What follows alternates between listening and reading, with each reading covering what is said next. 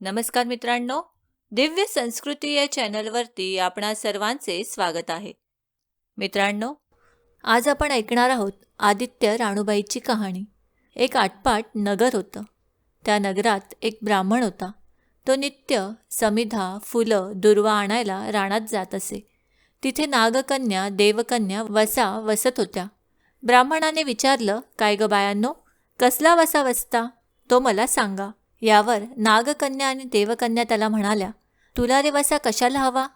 उठशील, मातशील, घेतला वसा टाकून देशील. ब्राह्मण म्हणाला, उठणार नाही, मातणार नाही, घेतला वसा टाकणार नाही. तेव्हा त्या म्हणाल्या, श्रावण मास येईल तेव्हा पहिल्या आदित्यवारी मौन्यानं मुकाट्याने उठावं, सचीळ वस्त्रासहित स्नान करावं, अग्रोदक पाणी आणावं, विड्याच्या पानांवर रक्तचंदनाची आदित्य राणूबाई काढावी, 6 रेगांचं मंडळ करावं, 6 सुतांचा तातू करावा, त्याला 6 गाठी द्याव्या, पान फूल वाहावं, पूजा करावी, पानाचा विडा, फुलांचा झेला, दशांगांचा धूप, गुळ खोबऱ्याचा नैवेद्य दाखवावा, 6 मास चाळावी, 6 मास पाळावी, माघी रथसप्तमी संपूर्ण करावं. संपूर्णाला काय करावं? गुळाच्या पोळ्या, बोटव्यांची खीर, लोणकड तूप, मेहून जेवू सांगावं. असेल तर चिरपोळी द्यावी, नसेल तर जोडगळसरी द्यावी, ती नसेल तर 2 पैसे दक्षिणा द्यावी आणि आपल्या वशाचं उद्यापन करावं. असा वसा ब्राह्मणाने केला. त्याला सूर्यनारायण प्रसन्न झाला. भाग्यलक्ष्मी आली. तेव्हा राजाच्या राणीने ब्राह्मणाला बोलावू धाडलं. ब्राह्मण जाते वेळेस भिवू लागला, कापू लागला.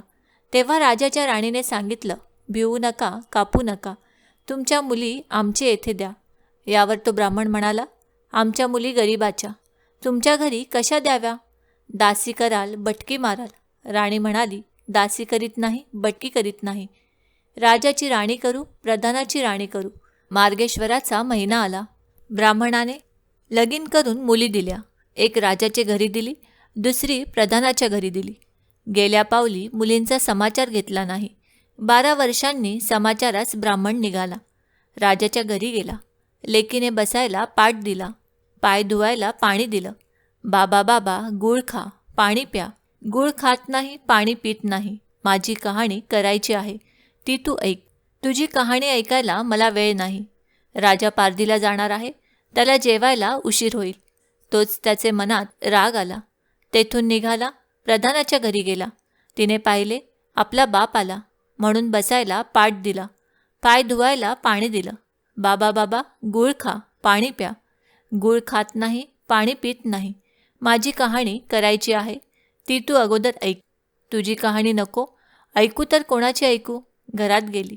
उतरंडीची 6 मोते आणली. 3 आपण घेतली, 3 बापाच्या हातात दिली. त्याने मनोभावे कहाणी सांगितली. लेकीने चित्तभावे ती ऐकली. नंतर जेवून खाऊन बाप आपल्या घरी आला. बायकोने विचारले, मुलींचा समाचार कसा आहे? जिने कहाणी ऐकली नाही ती दरिद्राने पिडली, दुःखाने व्यापली. राजा मुलखावर निघून गेला. जिने कहाणी ऐकली होती ती भाग्याने नांदत आहे. इकडे दरिद्री जी झाली होती तिने आपल्या लेकाला सांगितले, मावशी घनघोर नांदत आहे, तिकडे जाऊन काही दिलं तर घेऊन ये. पहिल्या आदित्यवारी पहिला मुलगा उठला. तळ्याच्या पाळी जाऊन उभा राहिला. अगं अगं दासींनो, तुम्ही दासी कोणाच्या? आम्ही दासी प्रधानाच्या. प्रधानाच्या राणीला जाऊन सांगा, तुमच्या बहिणीचा मुलगा आला आहे. कसा आला आहे? तळ्याच्या पाळीला उभा राहिला आहे. परसदाराने घेऊन या. परसदाराने घेऊन आल्या. न्हाऊ माखू घातलं, पितांबर नेसायला दिलं, जेवू खाऊ घातलं, कोहळा पोखरला, होन मोहरा भरल्या. वाटेस आपला जाऊ लागला. तो सूर्यनारायण माळ्याच्या रूपानं आला. हातीचा कोहळा काढून नेला. घरी गेला. आईने विचारलं, काय रे बाबा, मावशीने काय दिलं? देव दिलं, कर्माने नेलं. कर्माचं फळ पुढे उभे राहिलं. मावशीने दिलं होतं, पण सर्व गेलं. पुढे दुसऱ्या आदित्यवारी दुसरा मुलगा गेला. तळ्याच्या पाळी जाऊन उभा राहिला. अगं अगं दासींनो, तुम्ही दासी कोणाच्या? आम्ही दासी प्रधानाच्या. प्रधानाच्या राणीला निरोप सांगा. त्यांनी सांगितला. मग प्रधानाच्या राणीने त्याला घरी नेऊन नाऊ माखू घातलं, पितांबर नेसायला दिलं, जेवू घातलं, काठी पोकरून होनामोहरांनी भरून दिली. बाबा ठेवू नको, विसरू नको, जतन करून घरी घेऊन जा म्हणून सांगितलं. वाटेत सूर्यनारायण गुराख्याच्या रूपानं आला. हातची काठी काढून घेतली. घरी गेला. झालेली गोष्ट राणीला सांगितली. देवाने दिलं ते सर्व कर्मानं नेलं. पुढे तिसऱ्या आदित्यवारी तिसरा मुलगा गेला. तळ्याच्या पाळी उभा राहिला. त्यालाही पहिल्यासारखंच प्रधानाचे घरी नेऊन नाहू माकू घातलं. पितांबर नेसायला दिलं. जेवू खाऊ घातलं. नारळ पोखरून होन मोहरांनी भरून दिला. ठेवू नको, विसरू नको म्हणून सांगितलं. घरी जाताना विहिरीत उतरला. तोच नारळ गडबडून विहिरीत पडला. घरी गेला. आईने विचारलं, काय रे बाबा, मावशीने काय दिलं? आई गं, मावशीने दिलं, पण दैवानं ते सर्व बुडालं. चौथ्या आदित्यवारी चौथा मुलगा गेला. तळ्याच्या पाळी उभा राहिला. त्यालाही प्रधानाच्या राणीने घरी नेऊन नाहू माकू घातलं. पितांबर नेसायला दिलं. जेवू खाऊ घातलं. त्याला दयाची शिदोरी होना मोहरा घालून बरोबर दिली. सूर्यनारायण घारीच्या रूपाने आला. हातची शिदोरी घेऊन गेला. घरी गेला. आईने विचारले, काय रे बाबा, मावशीने काय दिलं? आई, मावशीने दिलं, पण दैवाने ते सर्व नेलं. पाचव्या आदित्यवारी आपण उठली.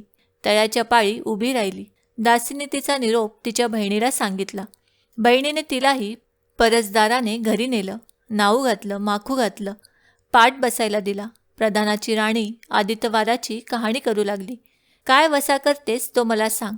बहीण म्हणाली, अगं अगं चांडाळणी, पापिनी, बापाची कहाणी ऐकली नाहीस म्हणून तुला दारिद्र्य आलं. राजाच्या राणीने विचारले. याला बहिणीच्या घरी राहिली. श्रावणास आला. सांगितल्याप्रमाणे सूर्यनारायणाची पूजा केली. इकडे राजाला भाग्य आलं. राजाने बोलावू धाडलं. मावशी मावशी, तुला छत्र आली, चामरं आली, पाईक आले, परवर आले. मला रे पापिणीला छत्र कोठली, चामरं कोठली, पाईक कोठले, परवर कोठे?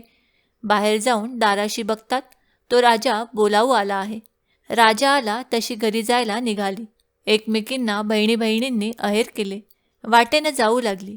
पहिल्या मजलेत स्वयंपाक केला. राजाला वाढलं, मुलांना वाढलं, आपलं पान वाढून घेतलं. तो कहाणीची आठवण झाली. करा रे हाकारा, पिटा रे डांगोरा, नगरात कोणी उपाशी आहे का, याचा शोध करा. तुझ्या बाईची कहाणी ऐकून मला काय फळ, माझं पोट भरलं पाहिजे असे म्हणून तो राणीकडे आला. तशी 6 मोते राणीने घेऊन 3 त्याला दिली, 3 आपल्या हातात ठेवली. मनोभावे कहाणी सांगितली. चित्तभावे त्याने ऐकली. त्याची लाकडाची मोळी होती, ती सोन्याची झाली.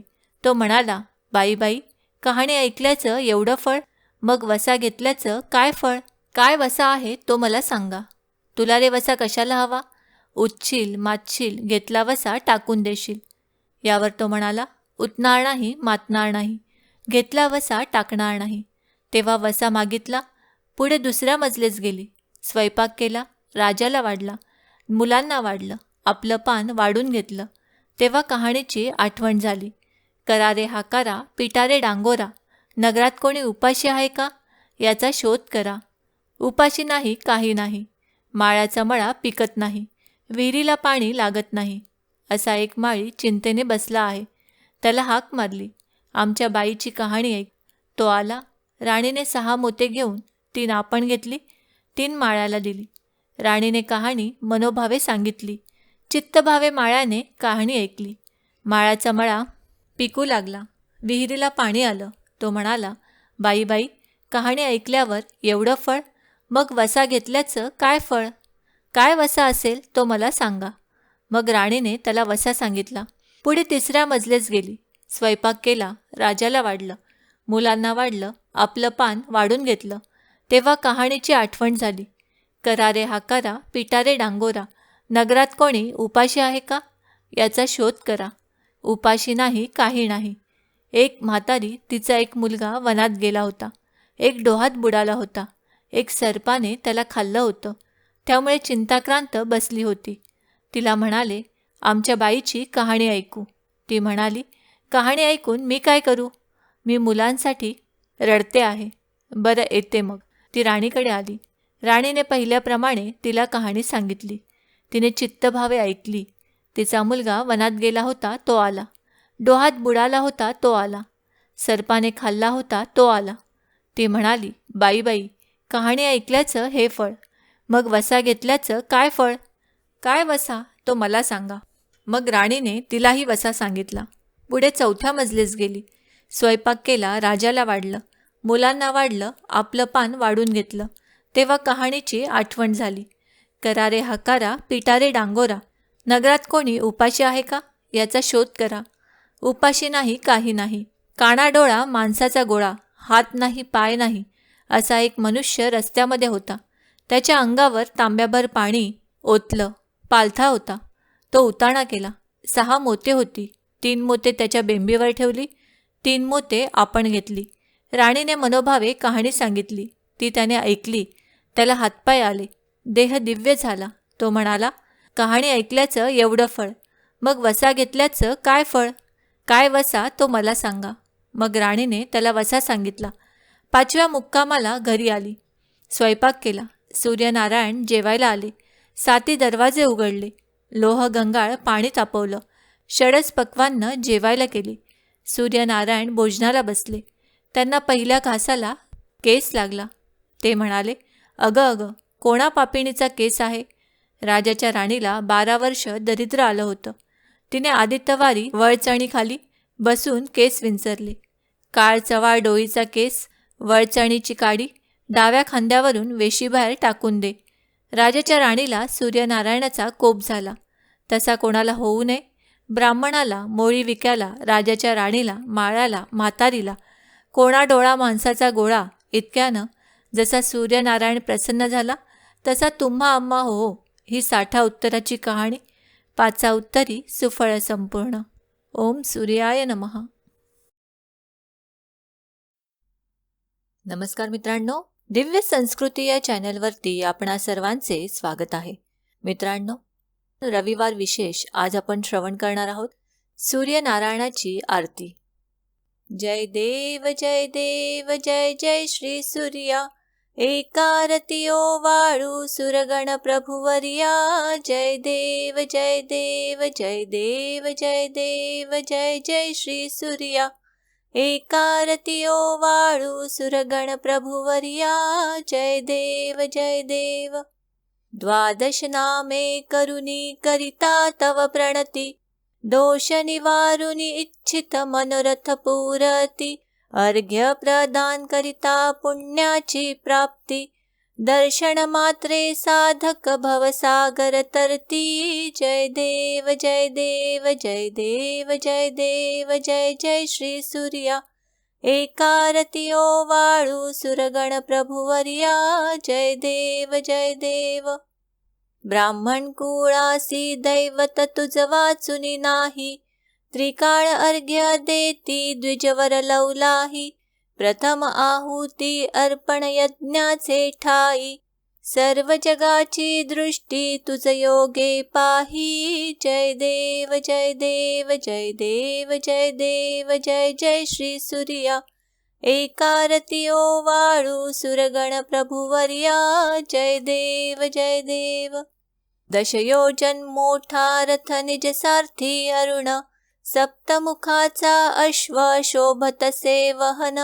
88 सहस्त्र ऋषी करीती स्तवन, निरंजन प्रार्थितसे करुणिया नमन. जय देव जय देव जय देव जय देव जय जय श्री सूर्या, एकारती ओवाळू सुरगण प्रभुवर्या. जय देव जय देव. जय देव जय देव जय जय श्री सूर्या, एकारती ओवाळू सुरगण प्रभुवर्या. जय देव जय देव. कारती ओवाळू सुरगण प्रभुवर्या. जय देव जय देव. मित्रांनो, आम्ही अपेक्षा करतो की आम्ही सांगितलेल्या माहितीचा तुम्हाला सर्वतोपरी लाभ होईल. माहिती आवडली असल्यास ही माहिती तुम्ही मित्रपरिवाराबरोबर शेअर करा. आणि अजूनही जर तुम्ही दिव्य संस्कृती या चॅनलला सबस्क्राईब केलं नसेल तर आमचे नवनवीन व्हिडिओ पाहण्यासाठी चॅनलला आजच सबस्क्राईब करा. धन्यवाद.